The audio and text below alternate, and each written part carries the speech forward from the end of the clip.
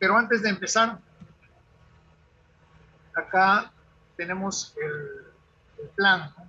El plan de calificación, que es lo que se suele aplicar en el curso. En la semana 3 vamos a tener el control número 1, que va a estar vinculado al capítulo 1 y 2.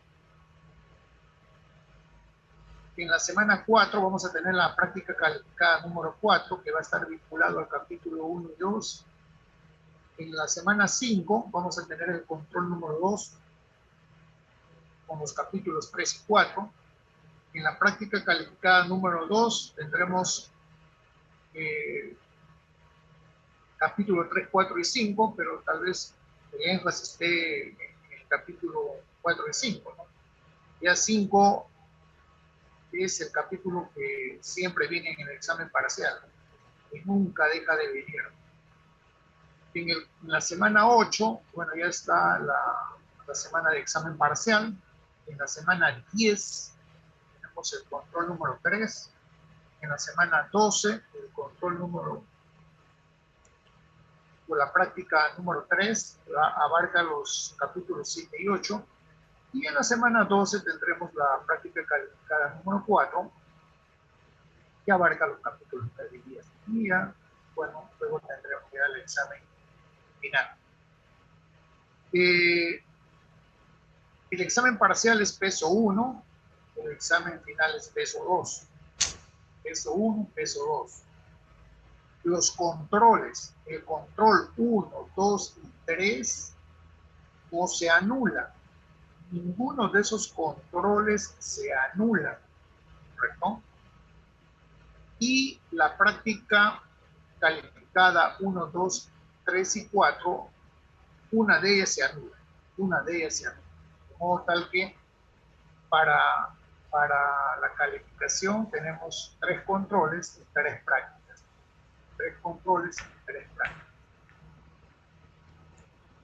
Entonces, ahí tenemos un promedio de notas de evaluaciones de examen parcial, que es otra evaluación, más el examen parcial, que es peso 2.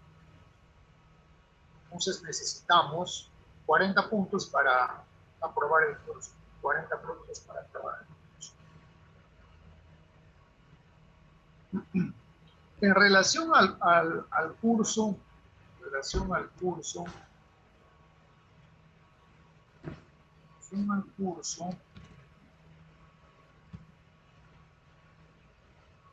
esta diapositiva. En relación al curso, tenemos algunos libros importantes que son necesarios tenerlos. El libro de fenómeno del transporte, este es el libro base, el libro de fenómeno del transporte. Este es el libro base, ¿no? Del libro Beer, el libro de Beer, más conocido como fenómeno del transporte de Beer. Otros libros que son también usados en el curso son los libros de transferencia y calor. Libros de transferencia de calor. Libros de transferencia de calor hay varios. Carlecar, por ejemplo, el libro de transferencia de calor de J.P. Holman. Bueno, tenemos los libros de operaciones básicas también de ingeniería química de Warren McKay. También es un libro que se puede usar. El libro de principio de operaciones unitarias de Alan Faust. También los fundamentos de transferencia de momento de calor y masa del Welke. Entonces, este libro de fenómeno de transporte yo les puedo compartir, voy a ver si ahora sí lo puedo enviar. Tengo por ahí un libro de transferencia de calor de Holman, también les puedo compartir. No sé si de repente alguien puede bajar el libro de operaciones unitarias de Alan Faust. Es un libro muy bueno. Hay muchas versiones ya actualizadas versiones recientes, al tener este mismo estilo, digamos, en cuanto a presentación del tema, masa, calor y cantidad de movimiento, es un libro muy usado, un libro de operaciones unitarias de Alan Pauls. Este curso de fenómeno de transporte,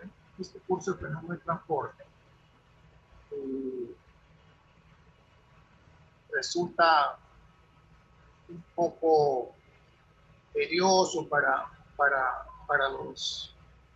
muchos estudiantes. El curso está basado en una herramienta. Su herramienta es la matemática. Su herramienta es la matemática. Su herramienta está en las derivadas, en las integrales, en las ecuaciones diferenciales, en métodos numéricos para solucionar ecuaciones diferenciales. Bueno, también tener algún conocimiento de normalmente se lo damos, ya a veces tenemos ecuaciones diferenciales que resultan de orden 2, por ejemplo, después de hacer balances. Y bueno, ya les presentamos la solución de la ecuación diferencial para poder solucionar el ejercicio. Entonces, la esencia del curso está enfocado en las matemáticas para estudiar los principios de los fundamentos de los transportes de masa, calor, cantidad de movimiento o cantidad de movimiento, calor, masa, como queramos ver. Por eso es que les pido, señores, que ustedes puedan tal vez hacer su grupo de estudio,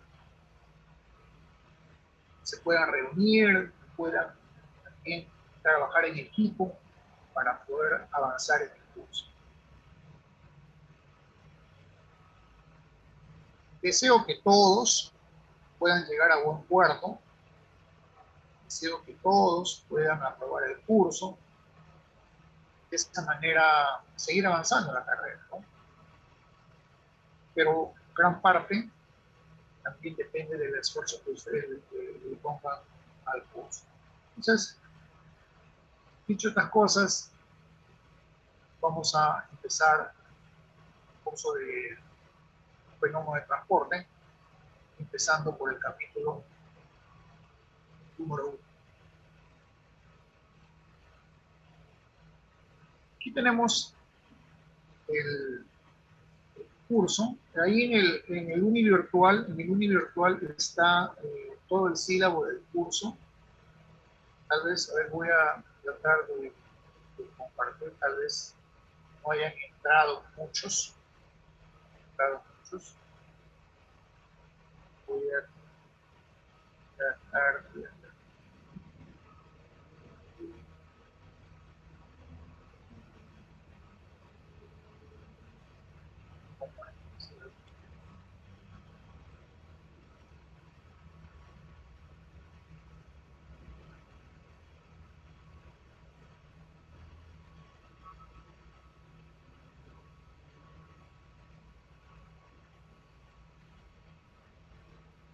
esto es lo que tienen ahí en el univirtual. Esto es lo que tienen ahí en el univirtual. No sé si han expresado.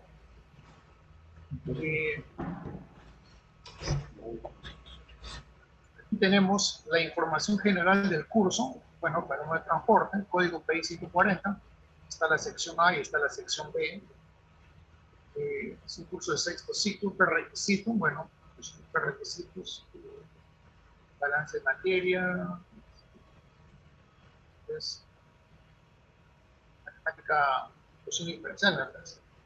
Bueno, el sistema de evaluación es el F, ¿no? Que ya les he mencionado en qué consiste. Tenemos, en general, teoría de 3 horas, las prácticas calificadas por lo general son de 1 hora. Por lo general son de 1 hora. De créditos. El curso estudia los principios de los fenómenos del transporte. Los principios de los fenómenos del transporte. Y como fenómeno del transporte, nosotros entendemos al transporte de cantidad de movimiento, al transporte de energía, al transporte de masa. Cada uno de estos mecanismos de transferencia tienen un modelo matemático que los representa. Entonces, tenemos mecanismos de transporte molecular. Esta predicción de propiedades de transporte, vamos a tratar de hacerlo, pero de una manera mucho más rápida, es para ver lo que es los conceptos de densidad, viscosidad, conductividad térmica, cómo se evalúan, o también de repente se los dejo para que ustedes lo puedan estudiar. La ecuación general de balance de transporte molecular, su aplicación en la transferencia de masa, calor y cantidad de movimiento, lo que hacemos. La parte de convección para distinguir qué es un transporte en régimen laminar y cómo es que se desarrolla una convección turbulenta o una convección también dentro del régimen laminar. Flujo convectivo de transferencia de calor-masa. Flujo convectivo. La turbulencia es ya al final. Este flujo convectivo prácticamente nos toma 2 semanas, 2 o un poquito más, para ver convectivo de calor, masa y el momento. Entonces aquí es importante recurrir al libro del BIR para tener de preferencia las ecuaciones en convección de calor, masa y momento para poder trabajarlas, hacer las simplificaciones repetidas para poder solucionar los ejercicios que hacen. Bueno, los objetivos son pues dar a conocer los principios de los fenómenos de transporte, de sus mecanismos, aplicar métodos generales para calcular el transporte de movimiento, energía y masa. Bueno, son las metodologías, ustedes tienen la información en el mundo virtual, las PPTs. Bueno, esto es cómo se lleva a cabo semana a semana el curso. Esto es lo que les acabo de mencionar en cuanto a la calificación. Y, bueno, cómo es el promedio. Muy bien. Eso también está en el UNI.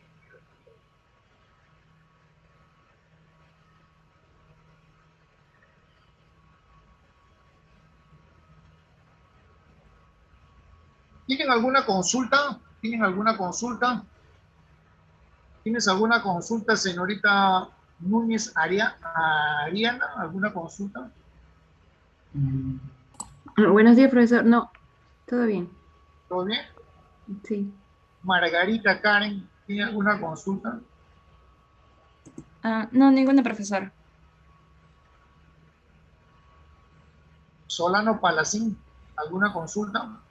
No, profesor, ninguna consulta. Muy bien. Entonces,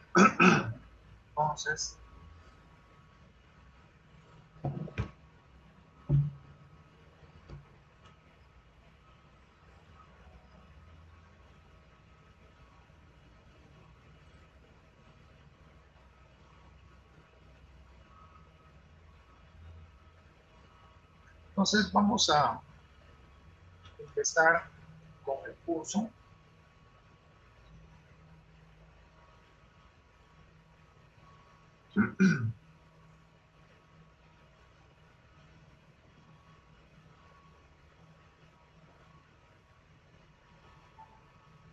Muy bien.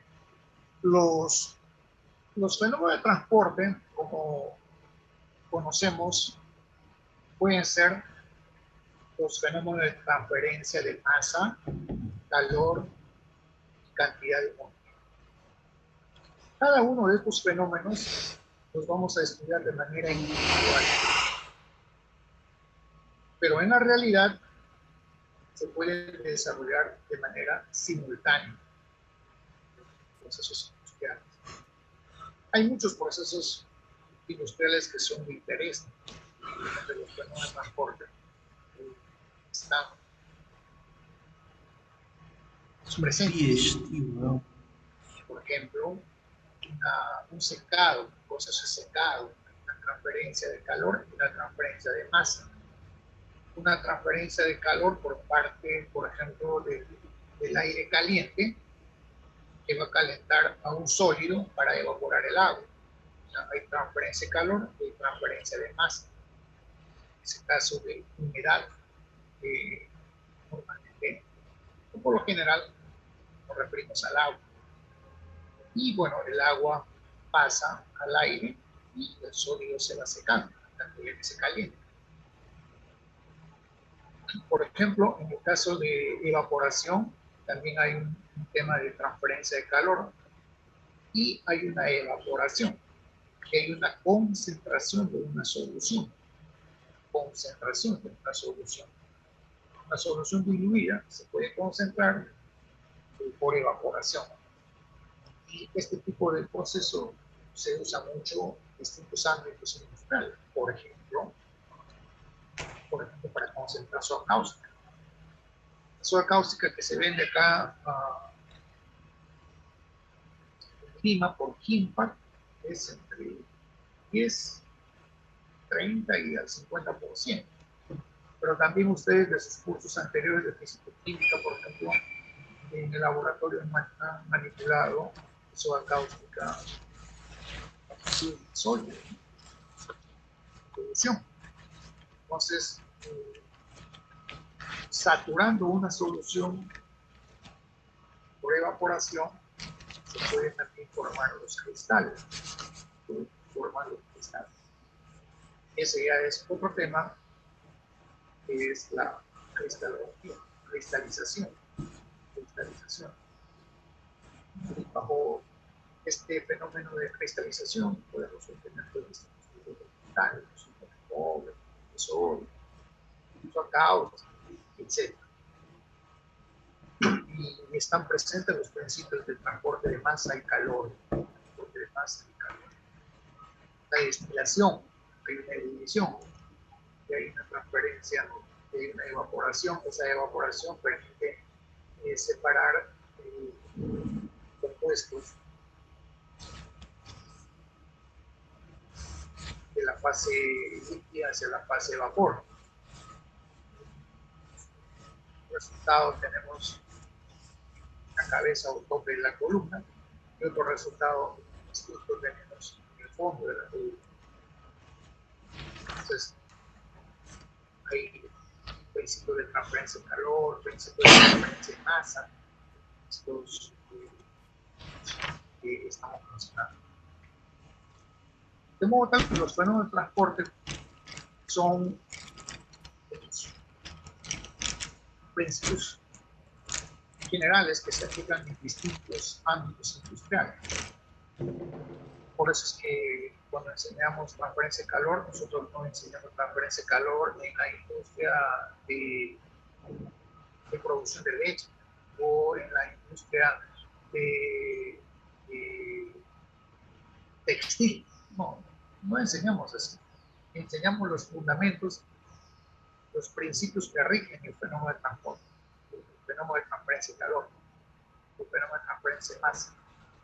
Y esos principios son los mismos sin importar la industria en la cual estemos.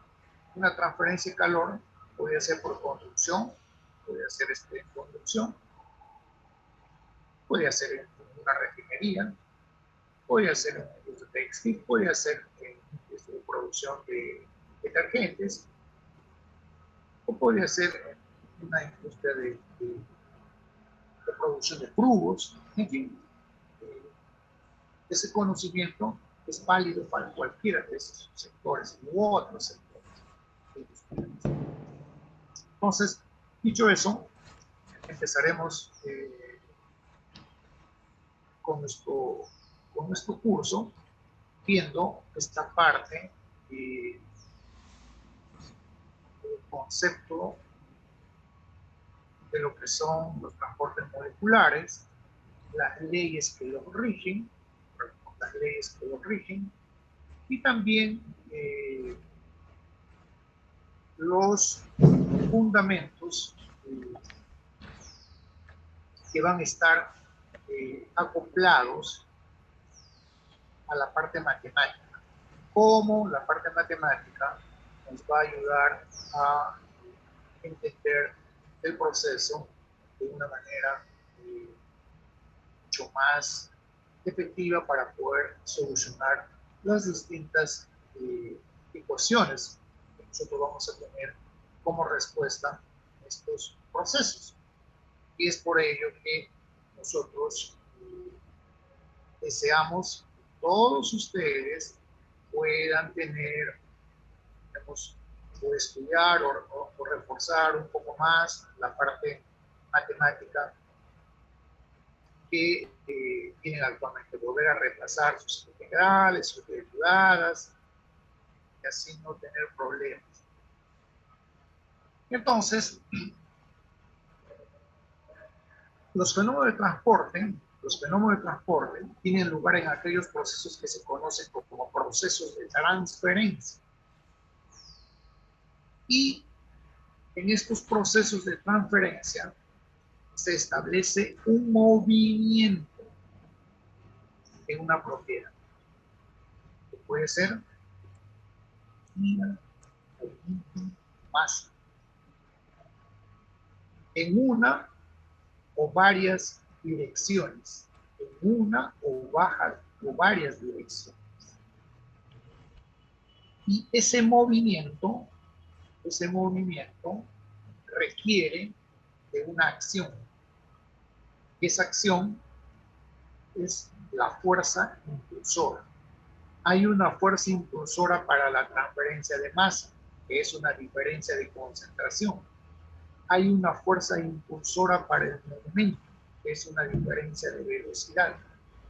Y hay una diferencia o una fuerza impulsora para el transporte de energía, que es una diferencia de concentración de energía. Podemos verlo de esta manera: una fuerza impulsora para la masa será un gradiente de concentración. Para el momento será un gradiente de concentración.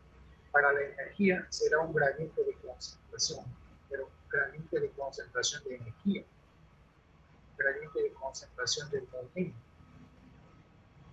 La fuerza impulsora es concentración, velocidad y temperatura. En general, digamos, de una manera más simple nos referimos así, ¿no? Concentración, velocidad y temperatura. Pero nosotros podemos dar la concentración de la propiedad. Podemos dar la concentración de la propiedad. La concentración de la propiedad, por ejemplo, para energía, será la temperatura, su capacidad calorífica, ¿no? Está involucrado también el flujo, un poco más. ¿Cuánta energía tiene un fluido en un punto? Va a estar involucrado por su concentración de energía. Pero cuando las propiedades como conductividad térmica, capacidad calorífica se mantienen constantes, nos referimos especialmente a la temperatura. Entonces, si nosotros queremos, podemos poner acá concentración T, C, podemos poner acá la velocidad, y la velocidad podría ser en una dirección, podría ser unidireccional, o podría ser multidireccional, las tres direcciones. Lo mismo la temperatura. La temperatura, parámetro T, que podría darse en tres direcciones, el transporte. El transporte podría darse en tres direcciones que conocemos como direccional. Entonces, el transporte molecular de masa, calor y cantidad de movimiento se puede llevar a cabo sólidos, gases. Sólidos, líquidos y masas. ¿Y de qué depende? Del movimiento individual, de las moléculas. Ese es para el transporte molecular. Movimiento individual de las moléculas. Estamos hablando acá de la fuerza impulsora genera un movimiento.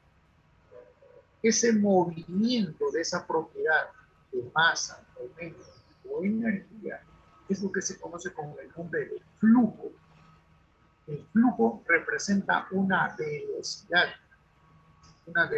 porque está dada por unidad de tiempo. Está dada por unidad de tiempo. Los procesos de transferencia de masa pues, son importantes en distintos procesos industriales, una destilación, una lixiviación, un secado, una deshumidificación. Entonces, al movimiento de esa propiedad que se llama flujo, que está dada por unidad de tiempo, podría ser, por ejemplo, un flujo de calor. ¿Qué significa eso? ¿Cuántos BTUs por hora, por ejemplo, son transferidos de un punto hacia otro? O cuántas kilocalorías por hora son transferidas. O podría ser cuántas moles por minuto, por segundo, por hora se transfieren de un punto hacia otro. O podría ser la concentración de cantidad de movimiento que se está transportando de un punto hacia otro. ¿Cómo consecuencia de un cambio en la velocidad, de una diferencia de velocidad entre los puntos? Por ejemplo, los procesos de purificación y transporte de masa son importantes.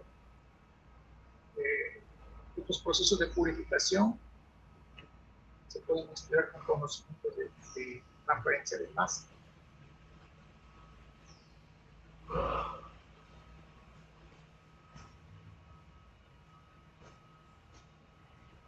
En muchos casos es necesario conocer la velocidad del transporte. Velocidad del transporte que puede ser velocidad del transporte de masa, velocidad del transporte de cantidad de movimiento, velocidad de transporte de energía. Y estas velocidades son importantes para el diseño de equipos industriales, para la operación unitaria o el proceso unitario industrial. Algunos de los ejemplos de transferencia de masa en procesos industriales son, por ejemplo, remoción de materiales contaminantes. El agua de un efluente se puede absorber sustancias gaseosas, la columna, por ejemplo, de absorción, o se podrían remover contaminantes metálicos, por ejemplo, en resinas de intercambio iónico. Entonces, la remoción de materiales contaminantes de corrientes, de descargas que pueden ser gaseosas, líquidas, se pueden hacer en materiales como, por ejemplo, carbón manipulado,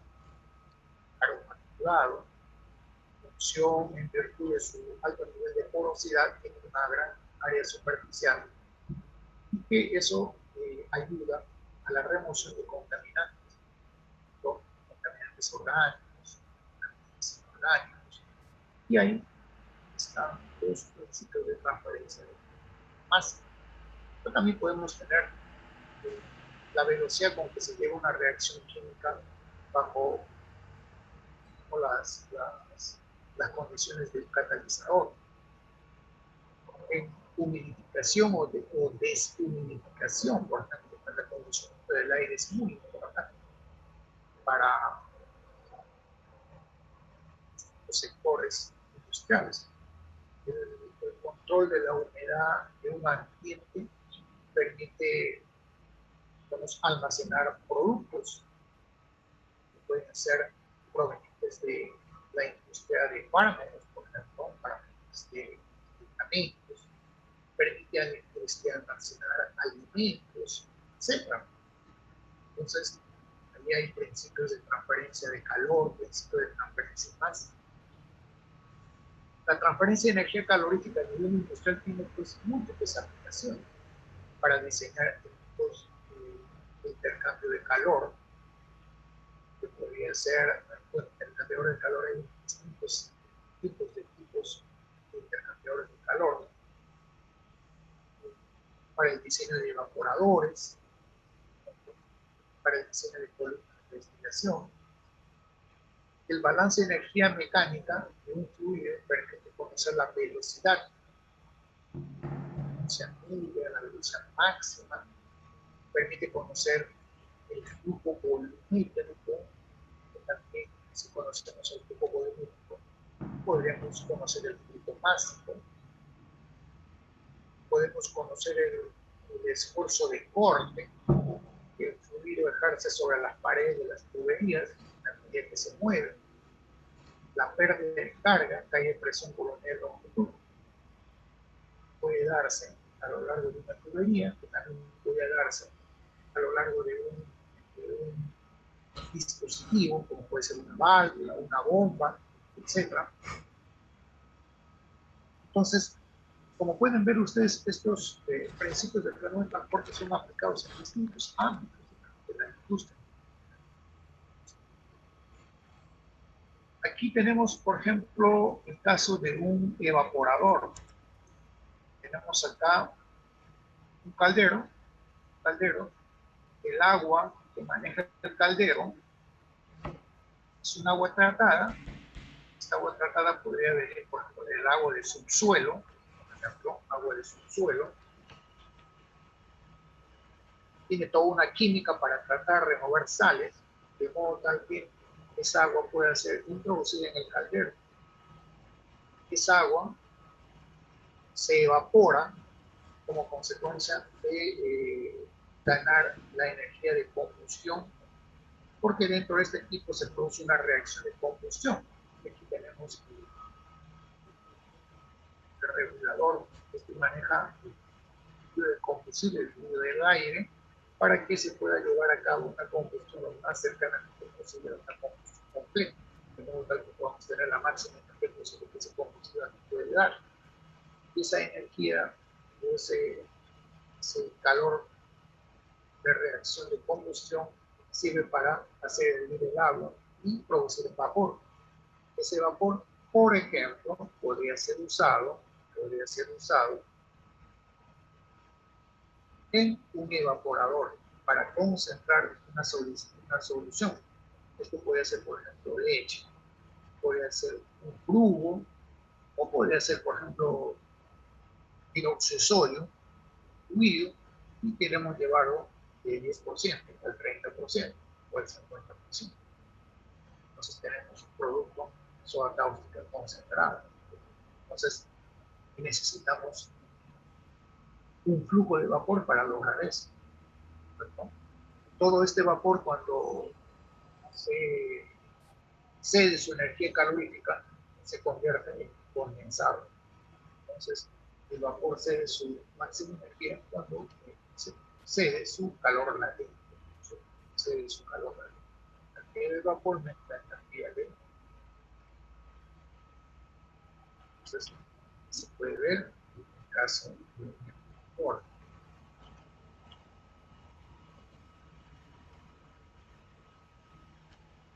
Bueno, evaporadores hay evaporadores de género verticales, también puede haber evaporador horizontales. Sin embargo, sea cual fuese el intercambiador, el evaporador, que es un intercambiador de calor, vamos a tener una transferencia de calor por un cierto mecanismo que luego vamos a ver. La parte externa de las tuberías, el vapor va a estar rodeando estas tuberías y el calor va a ingresar a la parte interna donde está el líquido, la alimentación que nosotros queremos concentrar. vamos a retirar el vapor de esta solución como el agua que estaba antes, ahora lo vamos a tener una parte como vapor. Entonces, esta agua gana calor a través de la pared de la tubería y se convierte en vapor. A través de la pared, a través del espesor de la tubería, hay un mecanismo de transferencia de calor. Se llama conducción. Pero también hay un mecanismo de transferencia de calor del vapor hacia la superficie externa de la tubería también. Entonces, esos mecanismos vamos a ir estudiándolos también ya que vamos avanzando en el evaporador de tubos horizontales. Siempre están trabajando con un evaporador, una caldera. Evaporador, caldera, agua tratada que ingresa a la caldera y de aquí sale vapor que va hacia el evaporador. Los evapores podrían trabajar como un proceso de evaporación simple, pero también podrían trabajar como diferentes evaporadores, evaporadores que podrían ser en contracorriente o que podría ser en serie, es decir, un mismo evaporador ingresa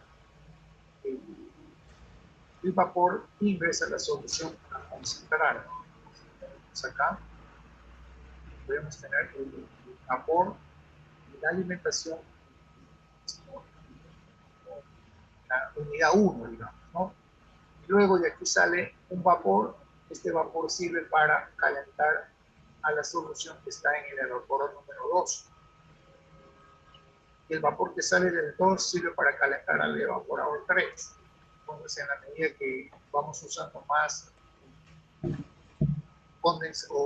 evaporadores, vamos a tener cada vez menor presión. Aquí tendremos una presión 1.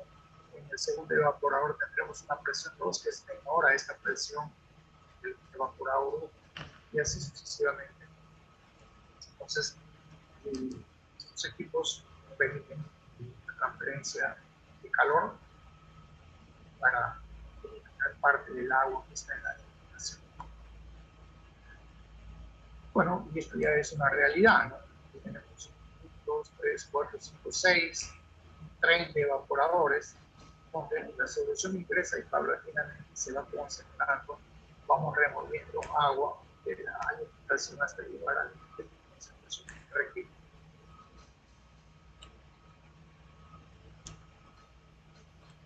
Muy bien. Entonces, el transporte molecular lo vamos a estudiar a través de 3 leyes. ¿Qué dijimos que era el transporte molecular? Transporte en la cual se establece un movimiento individual de moléculas. Más adelante vamos a ver que hay una diferencia con respecto al transporte turbulento.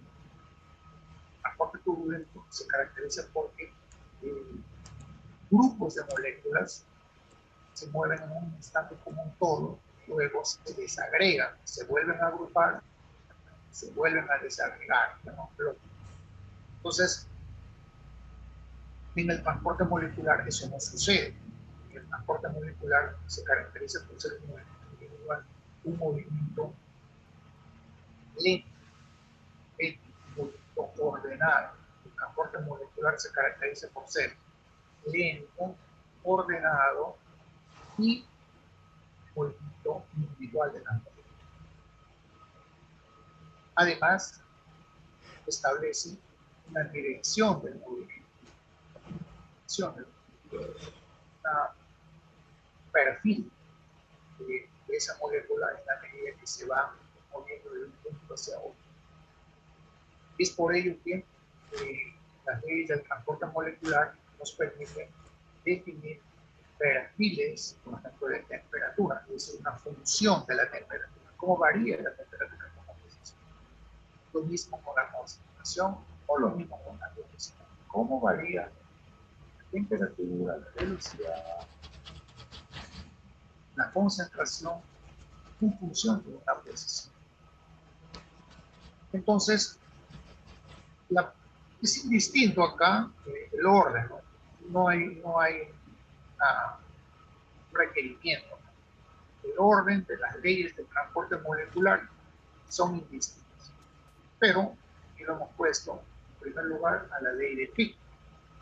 La ley de Fick es un modelo matemático que describe la transferencia o el transporte molecular de masa en sistemas o procesos donde no puede ocurrir solo difusión o bien difusión más convección en el estado o régimen estacionario. Entonces ustedes escribe la transferencia molecular, ¿no?, de masa. Este proceso molecular puede ocurrir solo difusión o en difusión más convección. Luego vamos a ir viendo cómo es la convección. La ley de Fourier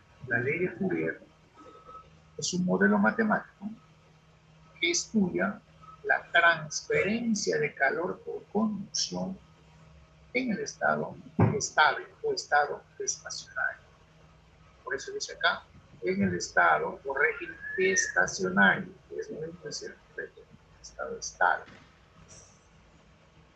La ley de la viscosidad de Newton es un modelo matemático para estudiar la transferencia de cantidad de movimiento en fluido, ¿no? Y aquí un fluido puede ser un fluido newtoniano o un fluido no newtoniano. Y también este modelo se aplica en un estado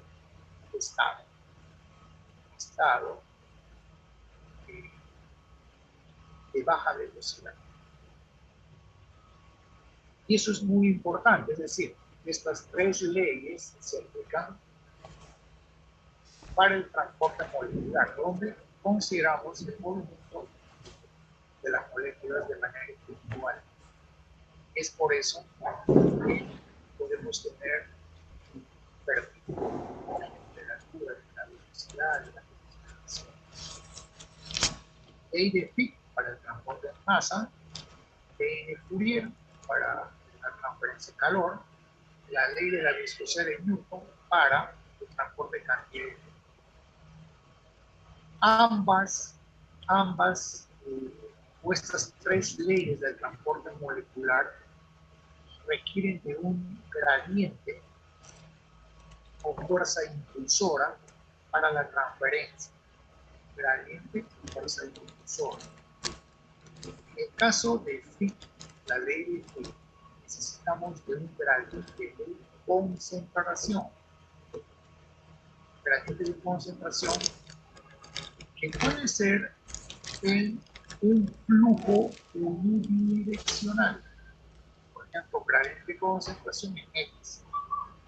O que podría ser un gradiente de concentración como un flujo multidireccional en X, Y o X, Y, Z. La ley de Fourier requiere de un gradiente de concentración de energía. Si la capacidad calorífica y la densidad son constantes, entonces nos referimos a un gradiente de temperatura. Y la ley de la viscosidad de Newton requiere también de un gradiente de concentración de cantidad de movimiento, que puede ser en una dirección o puede ser en varias direcciones. Entonces, estas leyes tienen un modelo matemático que representa lo que nos permite evaluar las condiciones, por ejemplo, de velocidad, de temperatura o de concentración. Y el otro aspecto importante a tener en cuenta es que el transporte molecular o en general una transferencia de calor, masa, cantidad de movimiento, siempre se va a desarrollar de manera espontánea de una zona de alta concentración hacia una zona de baja concentración. Si lo vemos en el caso de transferencia de calor, la ley de Fourier, desde un punto, desde una zona de alta concentración de energía calorífica, de decía capacidad calorífica, temperatura, punto 1, que decía capacidad calorífica, temperatura 2. Entonces, siempre se va a dar espontáneamente la transferencia de calor de una alta concentración, en caso de energía, hacia una zona de menor concentración. Si las propiedades son constantes, de una zona de alta temperatura hacia una zona de menor temperatura. De manera espontánea, el caso de transferencia de calor de una zona de baja temperatura a la zona de alta temperatura, eso no es posible. Correcto, eso no es posible.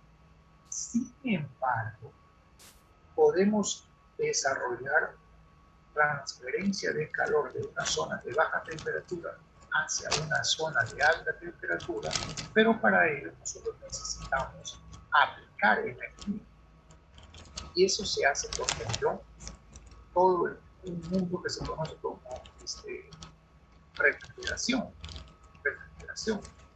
La refrigeración lo que hace es extraer energía de una zona de baja temperatura y llevarlo hacia una zona de alta temperatura.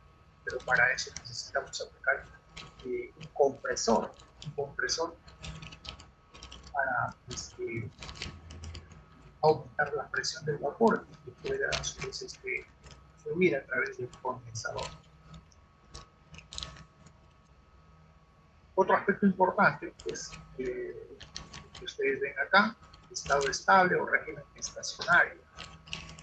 Cuando nosotros decimos estado estable, lo que queremos decir o a lo que nos estamos refiriendo es que las propiedades del sistema no cambian.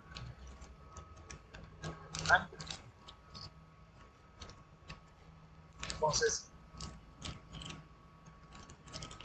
hay situaciones en las cuales las propiedades están cambiando en el tiempo, por supuesto. Son de interés, no son de interés. Sin embargo, cuando un equipo arranca, por ejemplo, va a trabajar a 500 grados, 800 grados, necesita calentarse. Mientras no alcance ese nivel de temperatura de trabajo, hay lo que se conoce como un régimen inestable. La temperatura está variando en la medida que transcurre el tiempo. Entonces, cuando llega a la temperatura de objetivo, ahí se va a mantener por el resto del tiempo que funciona el sistema. Se va a poder hacer un control de esa temperatura para obtener lo que se desea. Y también hay otros procesos industriales de interés donde se hacen tratamientos térmicos de materiales, donde se hace variar la temperatura tiempo. Podemos tener tratamiento térmico de aceros, donde calentamos un material a una temperatura vital hasta 100, se lo vamos llevando paulatinamente a 700 grados. Y luego empezamos a enfriar. Entonces, los calentamientos y los enfriamientos, dependiendo de cómo se realicen, de una manera violenta o de una manera lenta, van a generar propiedades. Porque los enfriamientos o los calentamientos generan reacciones químicas que hacen cambiar las fases que puede presentar el material, como por ejemplo los aceros. En muchos casos, del tema de interés, porque se pueden variar propiedades de materiales financieros. Pero si queremos producir, por ejemplo, eh, eh, un jabón, por ejemplo, el pH tiene que ser controlado ese jabón. Queremos que se mantenga estable en el tiempo por producir un jabón con una propiedad deseada. Y lo mismo puede suceder con muchos otros productos. Un reactor cuando va a funcionar, pues, seguramente se requiere calentar previamente, entonces en ese calentamiento la temperatura va a estar cambiando con el tiempo, pero cuando ya alcance la temperatura de trabajo se debe mantener constante. Es muy importante tener en cuenta, hay muchos procesos que se pueden llevar a cabo a procesos a temperatura constante.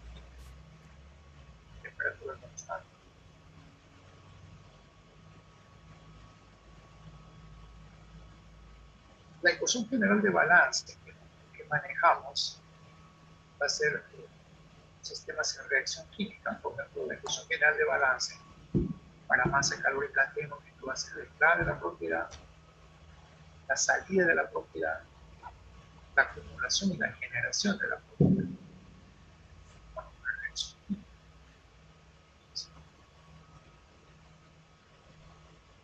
Cuando hay reacción química podemos tener consumo. Entonces,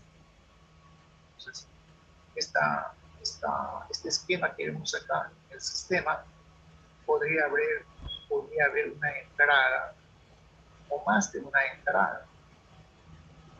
Podría haber una entrada o más de una entrada. Por ejemplo, en el sistema de evaporación que hemos visto ahí, hay entrada de vapor y hay entrada de alimentación. La solución química.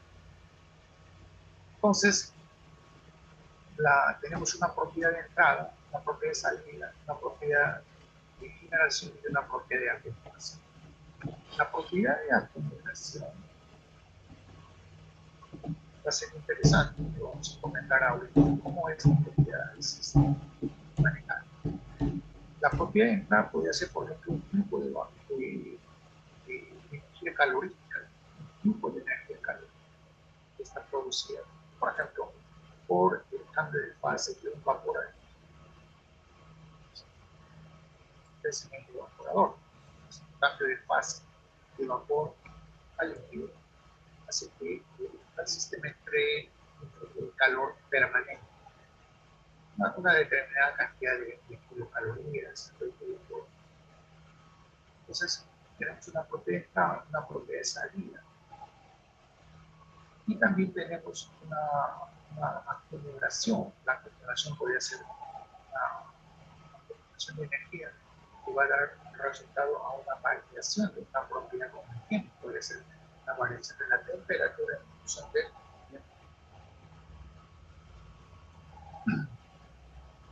La generación es consecuencia de una reacción química. A ver, energía generada por una reacción química. Aspectos importantes al considerar acá son la propiedad de entrada y la propiedad de salida. Dependen del área de transferencia. Mientras que la acumulación, la generación, depende del volumen del sistema. Claro, tener en cuenta eso. La entrada y la salida dependen del área de transferencia y la generación y la acumulación dependen del volumen del sistema. Profesor, disculpe, no se le escuchó esa última parte. Sí, dígame, Rodrigo. Profesor, buenas. La última parte no se le escuchó de qué depende la entrada y la salida y A ver, el entrecortó. miren, la ecuación general de balance lo podemos manejar así. Entrada menos salida. Profesor, disculpe, no está compartido su pantalla. A ver.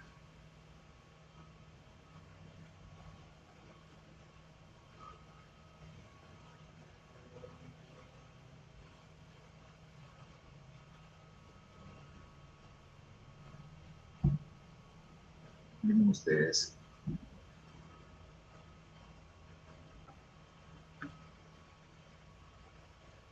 Entonces, en un sistema podemos tener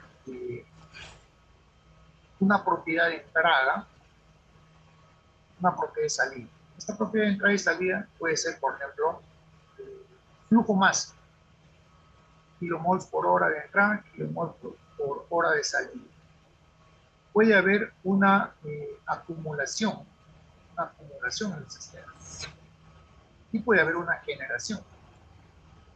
Puede haber una acumulación y puede haber una generación como consecuencia de una reacción. Entonces, lo mismo es para el calor y la cantidad de movimiento. Puede haber una entrada, una salida, una generación y una acumulación. Si nosotros nos referimos al calor, por ejemplo, podríamos tener la propiedad de entrada. Kilojoules por hora de energía que ingresa al sistema. Kilojoules por hora que sale. La acumulación, kilojoules por hora de que se acumula. Si hay energía de acumulación, también entonces va a haber un cambio de energía en el sistema, que va a repercutir en una variación de la temperatura. O sea, va a haber una generación también que podría darse por una reacción química que causa la energía de calor. La acumulación genera una propiedad que varía en el tiempo.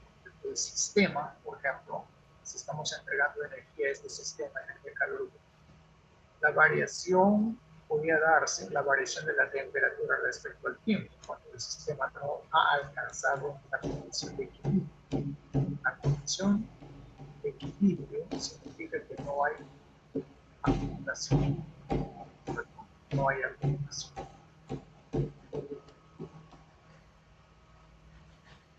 Aquí podemos ver en esta imagen la transferencia de calor, de una zona caliente hacia una zona más fría. Espontáneamente, el flujo calorífico se transfiere de una zona de alta temperatura hacia una zona de una zona de alta concentración de energía calorífica. Y esa alta concentración, ¿cómo lo calculo? Densidad, capacidad calorífica, temperatura. Densidad, capacidad calórica, temperatura. Esta concentración de la entonces, vemos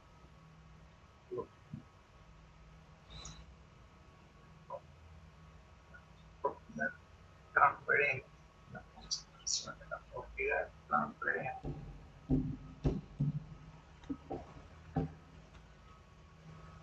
Debería ser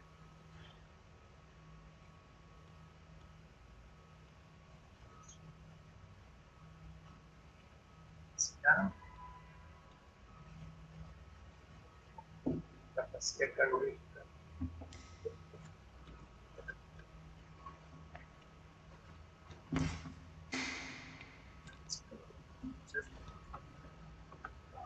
Estas mismas propiedades podrían desarrollarse acá. Y esto, podemos verlo así. Podemos verlo así.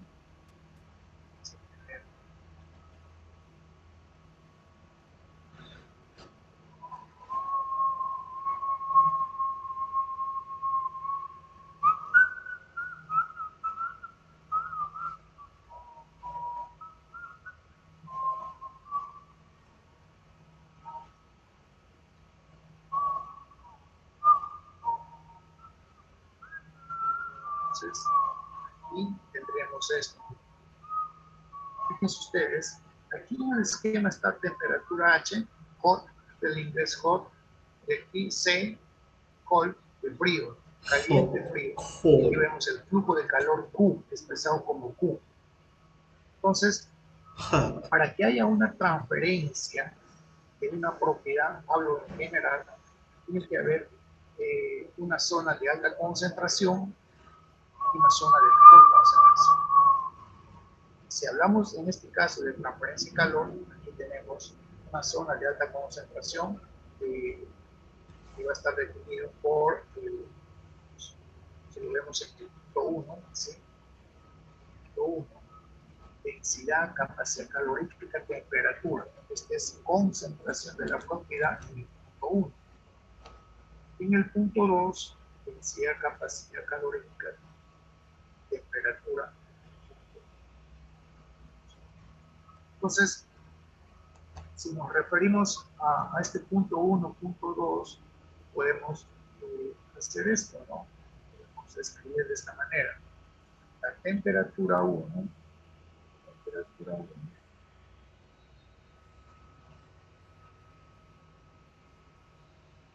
la temperatura 1 es mayor a la temperatura 2. O también, como está escrito en el dibujo, la temperatura H por mayor a la temperatura por. Así también podemos escribir esto.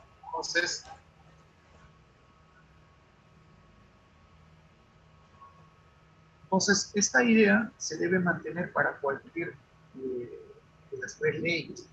En el caso de tener concentración, por ejemplo, en el caso de transferencia de masa, tendríamos una zona de alta concentración. Y bueno, ahí está C escrito, ¿no? Podría ser mol por hora, los flujos de masa que va a haber. En este caso, temperatura 1, temperatura 2. Siempre nosotros en este caso nos estamos refiriendo a esta situación. ¿Por qué? Porque estamos estudiando un mecanismo de transferencia de manera espontánea. De manera espontánea se va a dar siempre de una zona de alta concentración hacia una zona de menor concentración. Entonces, en el caso del cantidad de movimiento, ya será la densidad por la velocidad. En el caso de cantidad de movimiento, concentración de la propia transferencia, de la propia transferente, cantidad de movimiento será densidad por velocidad, masa por velocidad, cantidad de movimiento entre volumen, concentración de la propia. Concentración de la propia. Lo mismo pasa. Entonces, aquí tenemos escrita la ecuación general. Tenemos entrada menos salida más generación igual a la acumulación. La entrada, las entradas podrían ser flujos multidimensionales, por ejemplo, de un sistema cartesiano en el eje X, Y, Z. Las salidas, un X más un diferencial, un Y más un diferencial, y Z, Z más diferencial. La generación, fíjense ustedes, las entradas y las salidas son flujos, por ejemplo, si hablamos de calor, kilocaloría por hora. Y aquí tenemos generación. La generación también va a ser kilocaloría por hora. La acumulación también va a ser kilocaloría por hora. Cuando representamos una ecuación de esta manera o de esta otra manera, que es para un flujo unidireccional escrito en el eje X, ¿perdón? La acumulación va a ser la variación de la propiedad en términos del tiempo. Eso va a corresponder, cuando existe la acumulación, a una condición que llamamos estado inestable. Y eso lo vamos a estudiar, sí, lo vamos a estudiar más adelante, después de la instalación. Entonces tenemos entrada, salida, más generación y con la acumulación. Fíjense ustedes, el flujo de entrada y salida puede ser flujo de calor, flujo másico, flujo de cantidad de movimiento. Miren ustedes kilocalorías por hora, kilojoules por hora,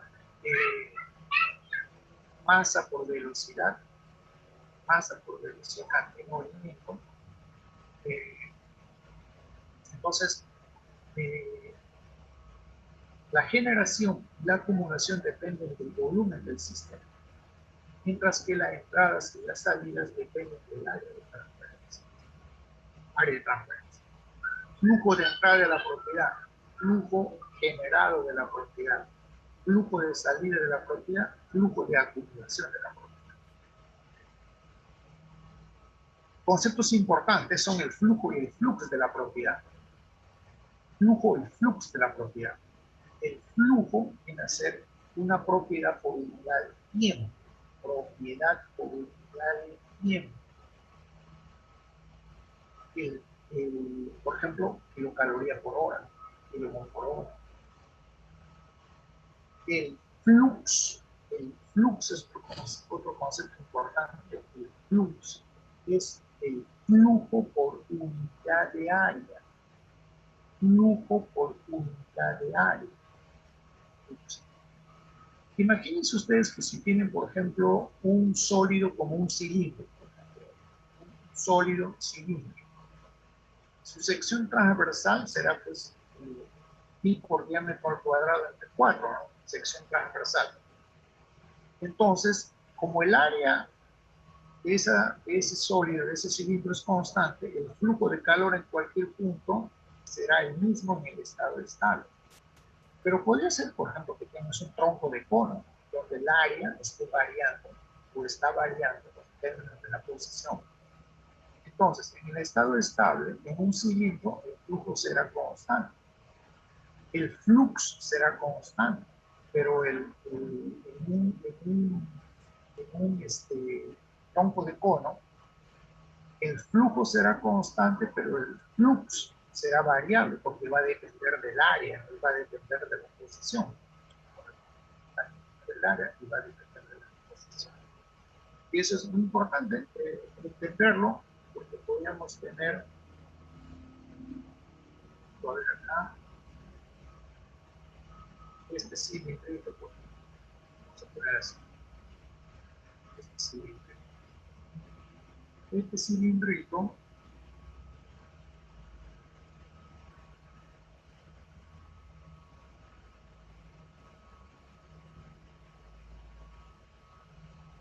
no importa en qué posición esté, no importa en qué posición esté.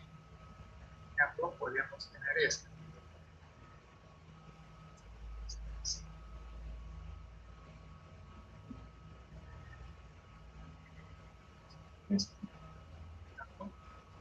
Y podríamos tener esta zona que está caliente y esta zona que está fría. Entonces va a haber un flujo de calor, digamos, en esta dirección. La dirección de la temperatura más alta a la temperatura más baja. Podríamos nosotros, si nosotros escribimos esto, podríamos tener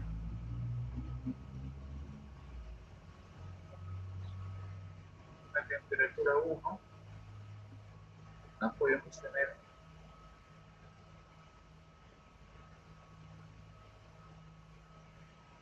la temperatura más baja,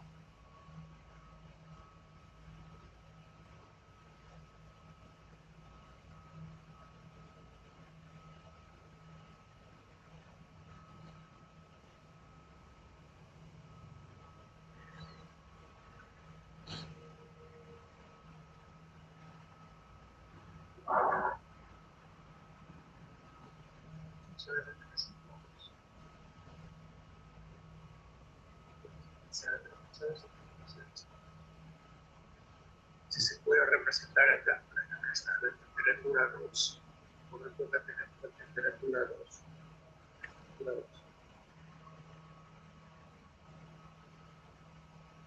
Temperatura 2. Fíjense ustedes, si la temperatura 1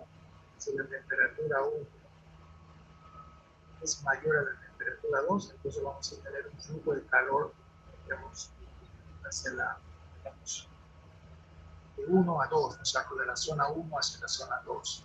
Muy bien. Pero en este caso, el cilindro, este sólido cilíndrico, tiene un área constante, perpendicular al flujo de calor, constante. Entonces, en el estado estable, T1 y T2 van a ser constantes. Y por lo tanto hay un flujo de calor definido. Ese flujo de calor va a ser constante porque el área de transferencia es constante. ¿Qué es igual al flujo? La propiedad, kilocalorías por hora. Entre el área, como el área es constante, va a ser constante a lo largo de toda la longitud de la tubería. Pero, si tú tienes una un tronco de cono donde el área está variando en función de la posición, entonces el flux de calor, que va a depender del área, va a variar de acuerdo a la posición. Entonces tendremos un flujo a la entrada y un flujo a la salida, pero el flujo de calor va a ser el mismo, va a ser constante en cada punto, porque estamos hablando del estado estable. Entonces, acá tenemos flujo, ya es el área de la transferencia. El área de la transferencia, entonces, puede ser una constante como el que estamos mostrando aquí. Puede ser una constante como estamos mostrando en este simetría. Puede ser una constante, ¿no? Puede ser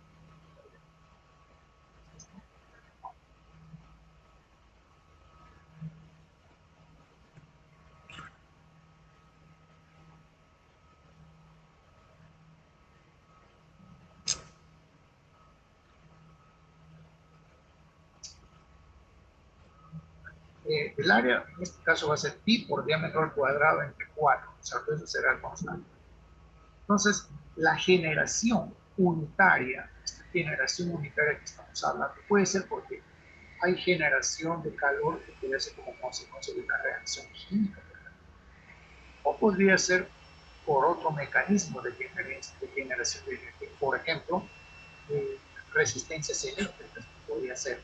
Entonces, la generación se refiere a la generación unitaria. Hay una generación unitaria que va a ser la propiedad por unidad de tiempo, es el flujo, ¿okay? Flujo, propiedad por tiempo, dividido entre el volumen, es la propiedad unitaria de generación. De generación. Esta representación que está acá, color naranja, se refiere ya a los flujos totales, entrada-salida, entrada-salida, kilocaloría por hora, kilocaloría por hora, kilocaloría por hora, kilocaloría por hora.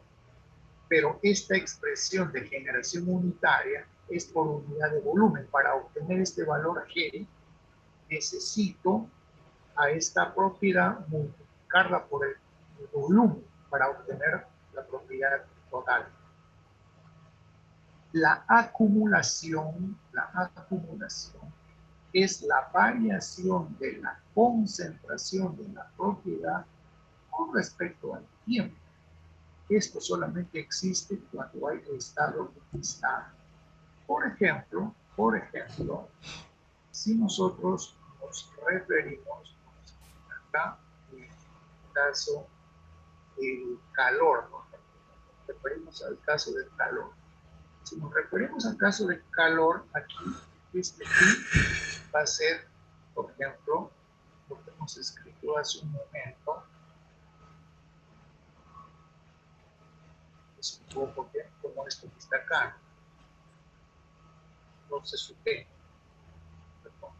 Va a ser roce sub P. Concentración de la propiedad, roce sub P. Entonces, fíjense ustedes, si nosotros tenemos la propiedad de densidad, capacidad calórica, son constantes, entonces puede salir del sistema de este diferencial y podríamos tener nosotros una situación así. Podríamos tener solamente y todo fuera. Y si quieren, vamos acá, de paréntesis, y tendríamos esto así, ¿no? Entonces, fíjense ustedes que la acumulación es la variación de la concentración de la propiedad. Si estoy hablando de moles, aquí será seco, está más fácil. Pero si estoy hablando en el caso de calor, por ejemplo, la concentración de la propiedad es densidad. ¿Qué cosa es? La densidad es masa por unidad de volumen. Y algo por unidad de volumen es concentración, densidad, capacidad calorífica por temperatura. Si la densidad y la capacidad calorífica son propiedades constantes, entonces salen del sistema y tengo de esta manera, ¿no? Densidad, capacidad calorífica fuera, y tendría variación de la propiedad respecto del tiempo, ¿correcto? Y esto nosotros lo vamos a estudiar cuando, después del examen parcial. Vamos a estudiar el sistema de estado inestable, por lo menos 2 dimensiones, y ahí hay que desarrollar matrices para solucionar el ejercicio, ¿correcto? Muy bien, hasta acá hay alguna consulta, señores, hasta acá alguna consulta. Ingeniero, una consulta. Ahí al último, cuando usted comenzó a hablar del CP, ¿era variación de concentración de qué? Disculpe. La capacidad calorífica es una propiedad de energía, ¿no? ¿Correcto? Es una propiedad de energía, ¿correcto? Capacidad calorífica, BTU hora, ¿no? Capacidad calorífica está relacionado a la energía. BTU, por ejemplo, aquí ponemos, para el agua, caloría, gramo, grado Celsius, caloría, gramo, grado Celsius, ¿correcto? Y si multiplicas por densidad, te va a quedar caloría, unidad de volumen. Multiplicas por temperatura, te va a quedar caloría, unidad de volumen, tiempo, ¿no? Todo esto te va a quedar, ¿cómo se llama? Unidades de energía, ¿no? Es concentración de la propiedad de energía. Si vemos acá, vamos a escribir acá.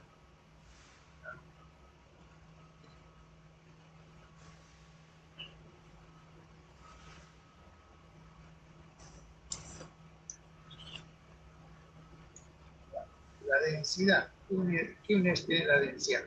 La densidad, por ejemplo, gramo por centímetro cúbico, para hacerlo más práctico, más rápido. La capacidad calorífica, ¿qué unidades tiene? ¿Qué unidades tiene la capacidad calorífica? Caloría, por ejemplo, caloría, gramo, grado Celsius. Fíjate, si tú multiplicas densidad por capacidad calorífica, ¿qué obtienes? Caloría por unidad de volumen, concentración de la propiedad, ¿correcto?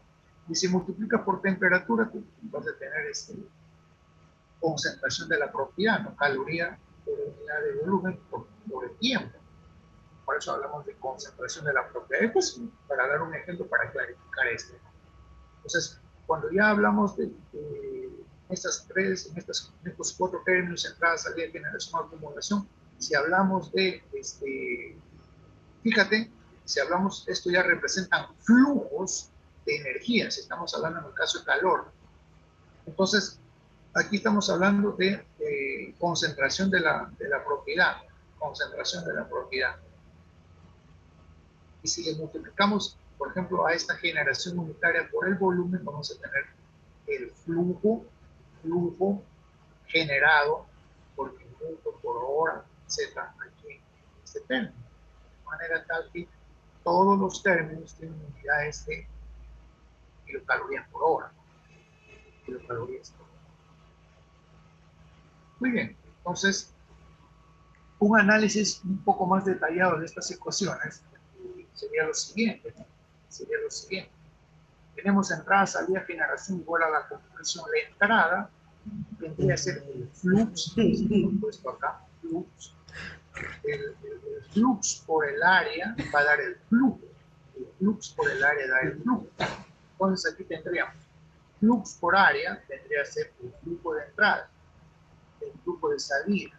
La generación unitaria por el volumen nos da la generación total en el sistema, o sea, el flujo total.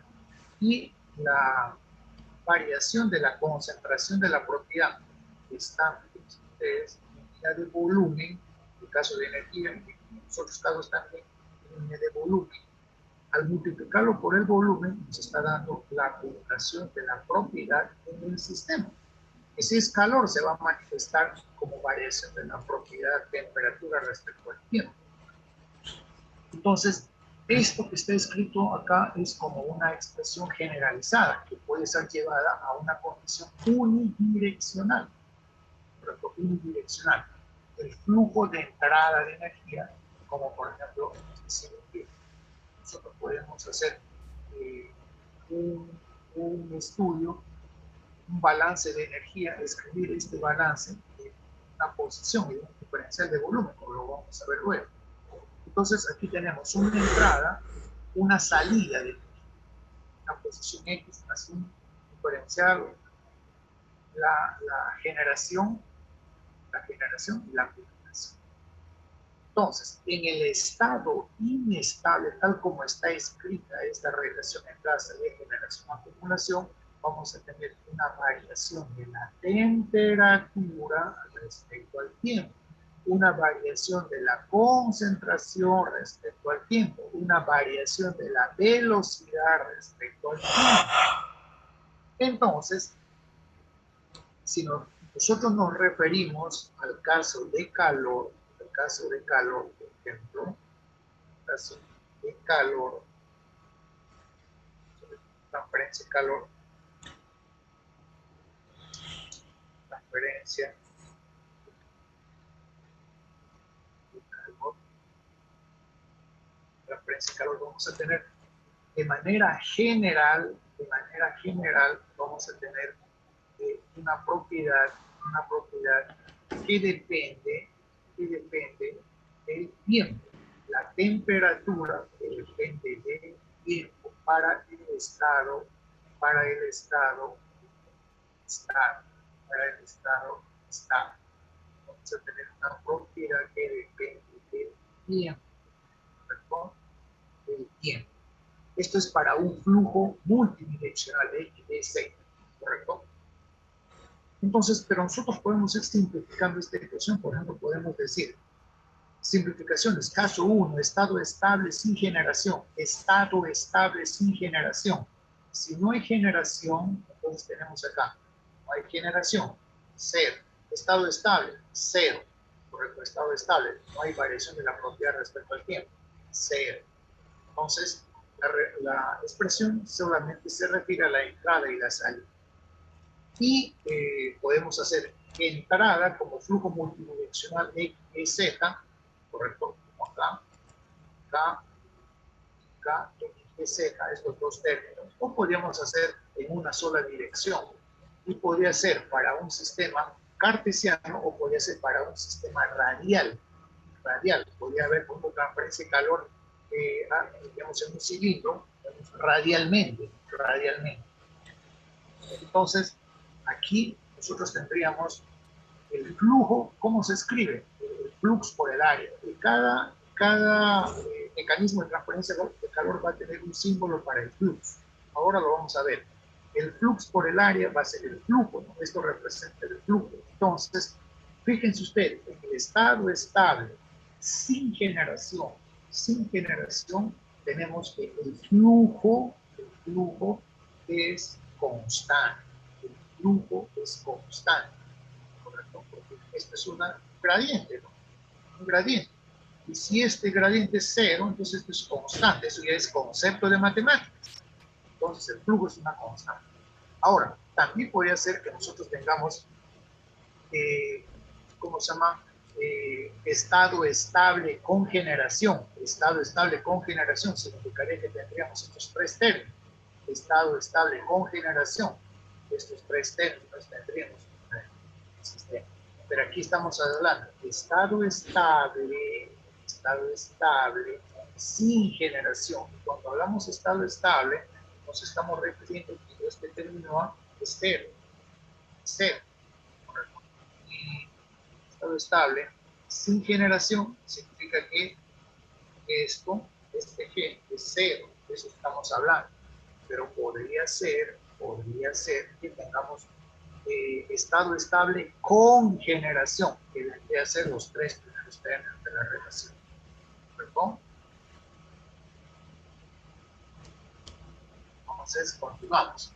Y tenemos la situación que les estaba mencionando. Estado estable con generación. Tendríamos acá entrada, salida, más generación. ¿No? Esto como flujo multidireccional, pero esto como un flujo unidireccional, que podría ser en un sistema cartesiano o podría ser en un sistema radial, como este. Un sistema radial. La transferencia se está generando, se está transportando, digamos, radialmente, no axialmente. Hace un momento mencioné acá la transferencia de T1 a T2. Esta es una transferencia axial. Otro caso de R sería lateral,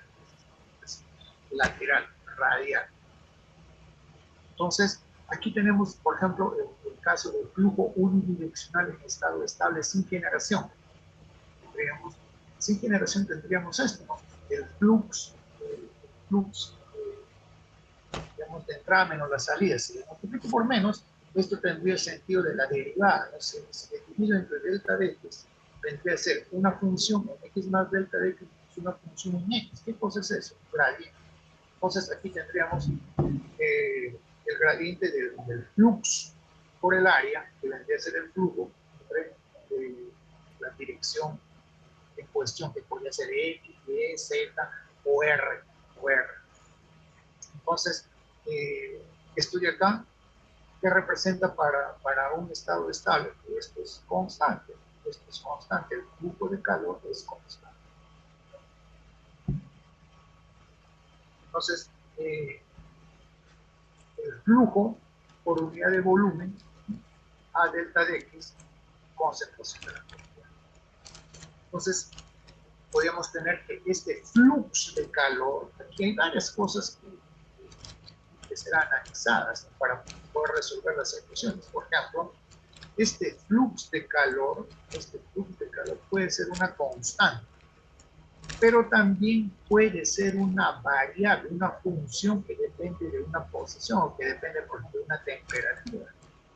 ¿Correcto? O sea, eso ya depende y eso también complica un poco la solución de la ecuación, ¿no? Aquí, por ejemplo, fíjense ustedes, aquí nosotros tenemos un tronco de cono donde podría haber una transferencia de masa, una transferencia de cantidad de momento, una transferencia de calor, pero la sección transversal perpendicular al flujo, en este caso le he puesto X, está variando con la posición, o sea, está variando con la posición. Nosotros tenemos, por ejemplo,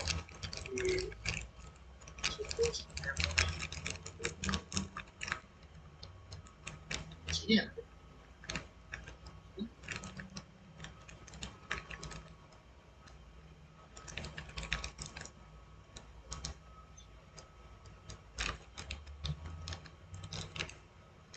Entonces, funciona así. Entonces,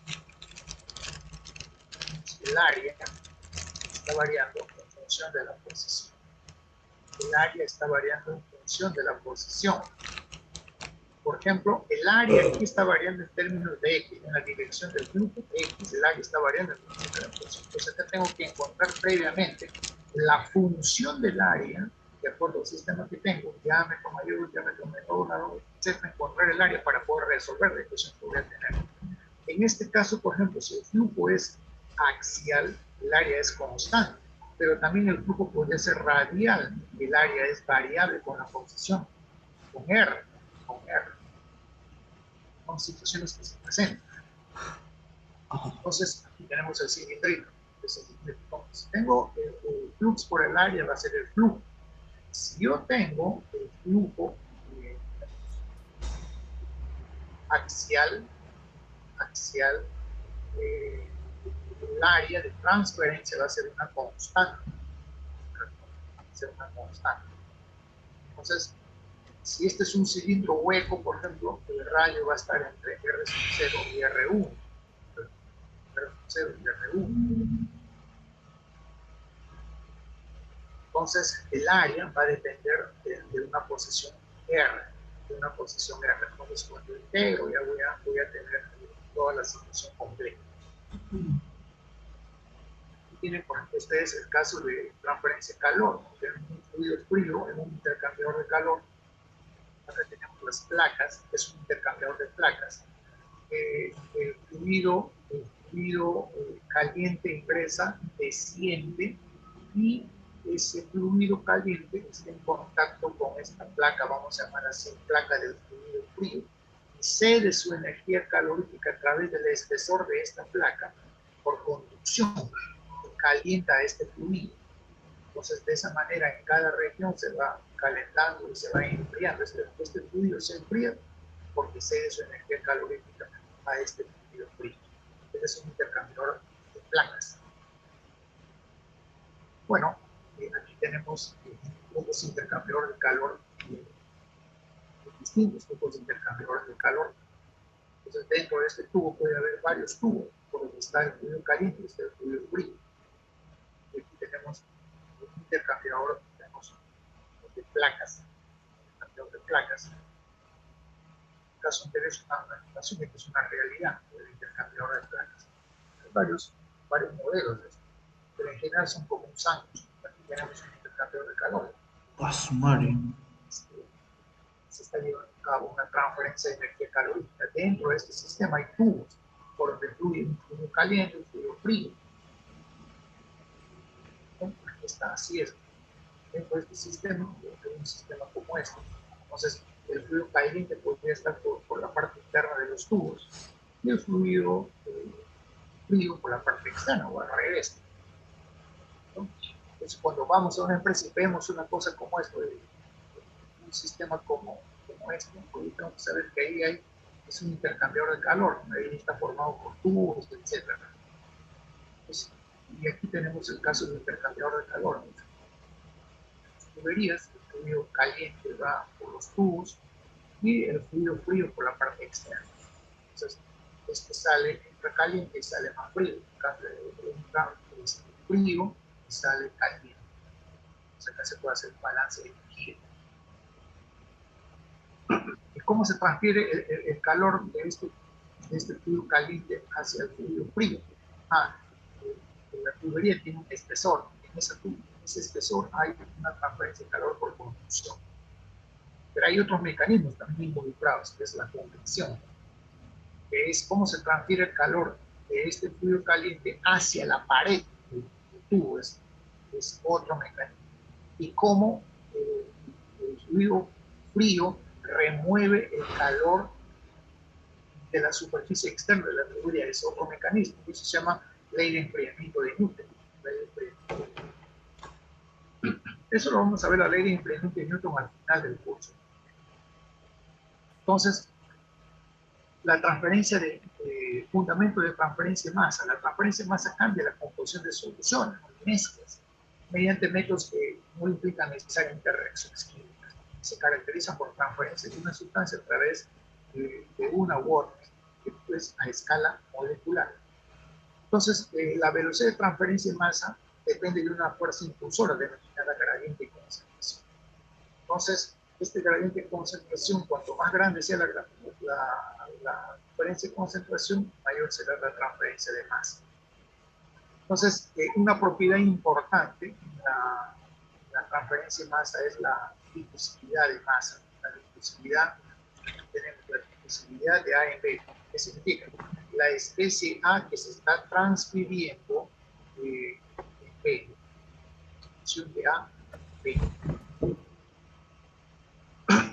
Entonces, un valor elevado de la difusividad significa que las moléculas, digamos, A se difunden con gran facilidad en el medio B. En este caso, que estamos estudiando al dimensionar este curso, el medio B no interviene en el proceso de transferencia. Es como un riel del tren. El riel del tren no se mueve, es el tren el que se mueve. Entonces, pero vamos a ver más adelante donde el medio sí puede participar del proceso de transferencia de masa. Eso lo vamos a verlo con reacciones químicas. Procesos de difusión con reacciones químicas.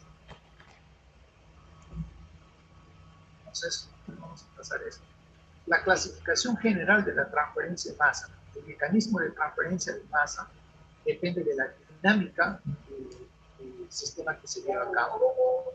Hay dos modos de transferencia de masa, el transporte molecular y el transporte convectivo. El transporte molecular que vamos a ver en este capítulo, la masa puede transferirse por medio del movimiento molecular, es decir, el movimiento individual de las moléculas, debido especialmente a una diferencia de concentración. Entonces, esta difusión molecular puede ocurrir en sistemas de fluidos estancados o en fluidos en movimiento. Pero el otro tipo de transporte convectivo puede ser transporte convectivo natural o forzado. Cuando es natural, por ejemplo, a diario experimentamos esto en nuestras casas, nos hacemos servir una tetera con agua, el agua se agita, pero nadie lo está moviendo. Entonces se agita porque gana energía calorífica. La energía puede transferirse debido al movimiento global. Puede ocurrir el movimiento que se efectúe en un régimen laminar o un régimen turbulento. El régimen laminar es lo que estamos viendo ahora y lo que vamos a ver casi en la totalidad del curso. Luego vamos a ver al final el flujo turbulento. El flujo turbulento resulta del movimiento de grandes grupos de moléculas. Está influenciada por las características dinámicas del sistema, totales como densidad y velocidad. El flujo turbulento ya puede ser provocado por una bomba, por un compresor, donde ya cambia el régimen del movimiento. El transporte molecular, el régimen es a través de movimiento individual, pero el flujo convectivo forzado, el movimiento es de grupos de moléculas. Ese grupo de moléculas puede estar formado por millones de moléculas. Por ejemplo, empieza las 12 millones de moléculas que en un instante se mueven como un todo y luego se desagregan. Entonces, aquí tenemos el caso, por ejemplo, de columnas de absorción, columnas que pueden ser también de desorción. Si estudiamos la absorción, la desorción también simultáneamente se llama columnas de absorción de sulfurización para absorber, por ejemplo, gases como hidrógeno, por ejemplo, SO2, por tanto, para evitar contaminación atmosférica. Columnas de absorción que se usan para eso, de transferencia de masa. Bueno, también se ven los invernaderos, ¿no? Para secar alimentos, para secar frutas. También hoy en día se hacen sistemas de invernaderos solares, donde se puedan desecar frutas, etc. Y aquí se está removiendo agua, se está transportando agua por el calentamiento desde la fruta, desde el sólido hacia el ambiente. Entonces, al fondo hay un extractor donde hay que va removiendo todo el vapor de agua que está siendo pasada a la atmósfera de este sistema. Entonces, el transporte molecular ocurre en los tres estados de agregación de la materia. Y es el resultado de un gradiente de concentración, ¿no? Puede ser un gradiente de temperatura, presión, o también de aplicación de un potencial eléctrico. A la transferencia macroscópica de masa, dependiente de cualquier convección, el sistema se le define difusión molecular a la transferencia de masa. No hay una bomba, un compresor, etcétera, que esté forzando que se llama difusión molecular. El mecanismo real de transporte difiere en gran medida entre gases, líquidos y sólidos debido a la estructura molecular. Por ejemplo, es más fácil transportar gas a través de un medio poroso. Entonces, cuando el medio poroso se va volviendo cada vez más de poros más finos, la transferencia es cada vez más difícil. Entonces, aquí tenemos la primera ecuación, ¿no? La transferencia de masa por el mecanismo molecular unidimensional. Ley de Fick del transporte molecular, la ley de Fick del transporte molecular. la ley de Fick del transporte molecular lo puede escribir de esta manera. Esta relación que está acá viene a ser el flujo de la especie A en la dirección X entre el área. Y esta relación es lo que han visto hace un momento, flux. Este es el flux del caso del transporte de masa. Entonces, esto es igual a menos la difusibilidad de A en el medio B por el gradiente de la concentración. Entonces, de aquí puedo despejar el área va a ser menos el área en la dirección X del transporte por la difusibilidad por el gradiente de concentración. Y al flux, a esta relación, lo puedo denominar por esta relación, por esta expresión. ¿No? Entonces, fíjense ustedes, si el área de transferencia es una constante, no tenemos problemas, estamos bien. Pero si el área es una función, como en el caso de ese tronco de cono, usted lo primero que tiene que hacer es definir cuál es el perfil, la función que representa el área de transporte, de manera que esta área va a estar en términos de X. Para cualquier posición X va a haber un área. Entonces, para poder integrar desde una posición X0 hasta una posición X igual a L, que es la longitud del sistema. Por eso X va a ir desde un 0 hasta un valor L determinado. Y acá está X. Una posición 0 de alta concentración hacia una posición de menor concentración. El transporte molecular, la transferencia de masa por transporte molecular siempre va a tender a homogeneizar la media. Entonces, aquí tenemos algunos valores, por ejemplo, de la difusibilidad en términos de la temperatura del sistema. Fíjense ustedes, de acuerdo a la ecuación, esto va a ser concentración C por XA, esta concentración de A. Bueno, el flujo, NA es el flujo, que puede ser mol, libra, kilomol, etcétera, por segundo, por hora, por minuto. Flux. El flux es por unidad de área. Moles, un kilo. Por segundo es el flujo por área, que es el área de transferencia, que puede ser constante o que puede ser una función. Y pueden ver acá ustedes los valores de difusibilidades de algunos sistemas, ¿no? El flujo de carbono en NO 0.096 a esta temperatura. Pero el CO2 que se difunde en monóxido es mucho más alto, ¿no? Esto guarda relación molecular, ¿no? El CO2 con el nitrógeno, 0.144, aire en agua, 0.258 a esta temperatura. Y así por el estilo podemos tener valores para la difusibilidad en distintos sistemas. O también una fórmula para evaluar cómo varía la difusibilidad con la temperatura. Su unidad es siempre centímetro cuadrado por un metro o longitud por un metro, longitud cuadrado por un metro. Entonces, aquí tenemos el caso de la difusibilidad, por ejemplo, del estado líquido del etanol en agua, ¿no? En la medida que va aumentando la fracción molar de agua, cómo varía la difusibilidad.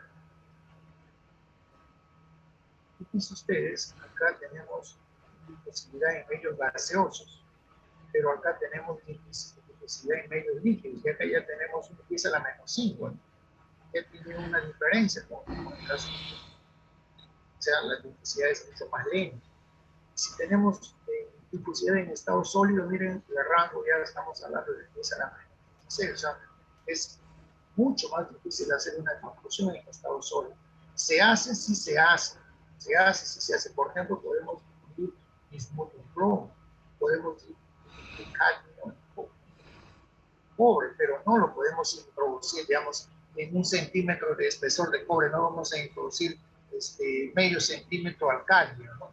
Va a ingresar hasta una profundidad de tener, no, solamente son algunas décimas de micras que podría darse una difusión, y esa difusión podría cambiar las propiedades superficiales, por ejemplo, del cobre. Bien. Entonces, luego vamos a ver las ecuaciones, las soluciones con ejercicios, ¿correcto? Entonces, aquí nos vamos a quedar, luego vamos a ver el jueves, vamos a ir viendo la parte de transferencia de calor por conducción. Vamos a tratar ya de empezar a hacer algunos ejercicios el próximo jueves, ¿correcto? El próximo jueves vamos a tratar de ir avanzando con ejercicios. Todavía nos queda una buena cantidad de láminas acá para explicar pues, cómo son estos mecanismos de transferencia de calor. Es muy importante esto conocer porque, así como les estoy explicando, esta ecuación pues, aquí, puede ser una función, o la discusión puedo poner acá como una función de temperatura. La concentración acá también va a depender de la posición. Va de alta concentración a menor concentración. Te pueden pedir, por ejemplo, cuál es el perfil de la concentración. Te pueden pedir cuál es la concentración en una posición determinada, o cuál es el perfil de la función de presión. Porque la concentración con la ley de gas ideal está relacionado. Entonces, esas cosas vamos a tener que tener en cuenta. Muy bien, jóvenes. Entonces, no me queda más que pues, ya dar por finalizada esta clase y volvernos a encontrar el próximo jueves. Repasen, estudien, no se queden, no estén esperando que llegue el jueves. También pónganse las pilas, formen su grupo de trabajo. Mira, la señorita Núñez Ariana está queriendo formar su grupo de trabajo. Ronald William también, así que activo, es positivo, y tiene el concepto de la derivada. ¿Correcto? Sí, ahora sí más claro. Correcto. Lo mismo, las tres ecuaciones que vamos a ver se pueden escribir bajo un modelo general como el que estoy mostrando para el caso de masa. Luego vamos a ver el jueves ya el caso de calor, donde vamos a ver la ley de Fourier, que también tiene la misma expresión, es bien parecido a eso, un gradiente de temperatura. Muy bien, jóvenes, entonces no les quiero robar más tiempo, que tengan una feliz tarde y espero pues que se junten para que formen